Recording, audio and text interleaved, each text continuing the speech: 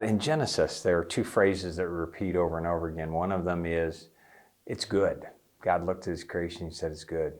He'd do some work and he'd say it's good. And the other phrase that repeats just about as often is, it was evening and morning the first day, or evening and morning the second day. So you find this fascinating truth that God, who is timeless, maybe not timeless, he's above time, he's eternal, actually willingly works within the limits of time. So the God who doesn't have to put himself in time did, and that the limits of an evening and a morning, a work that started and stopped and couldn't just go on endlessly, that there was something good about that. So that made me realize that the constraints that time brings me, the limits that come into my life, actually may be better for me than I realize. It might be a gift. Time might be a gift to me.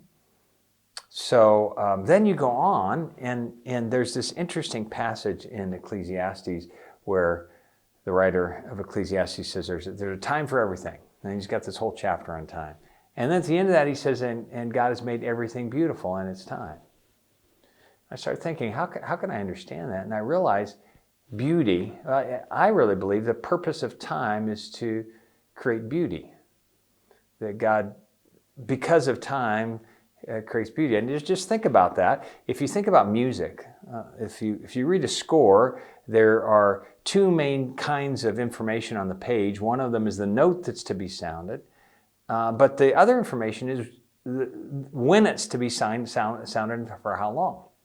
So there's a note, and there's a placement in time in the text, and a length that note should sound, and that's as important as just the individual note. And so understanding the time for this and the time for this, when things are placed properly in time, that's actually where they become beautiful. And you find this in Jesus when he says, his brothers say, go to Jerusalem. He says, I can't. He says, for you every time is right, but it's not my time.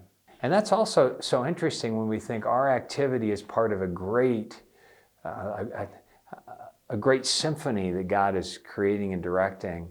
And we have notes to play, but they sit against the background of notes that others are playing or notes that he's playing. And that his purpose is not just to get as much done as possible, but to create this beautiful music that glorifies him. And then you get to Ephesians, and it says some interesting things. It says we're created for good works which God's prepared in advance for us to do. Or Psalm 139 says, all of your days are written in his book before one of them came to be, which means that my notes are on his score. There is a book. There are good works. So if you have a theology of time, then you recognize that God is concerned about time, and that he has notes written for you in time, and that it's easy to get distracted. The days are evil. And then it goes on, he says, so be careful to know what the will of the Lord is. And actually, I think that theology of God graciously, someone said that time is God's way of keeping everything from happening at once. And that the purpose of time is to create beauty, and that my role is to honor that beauty that God's created and make sure I'm reading my score really well.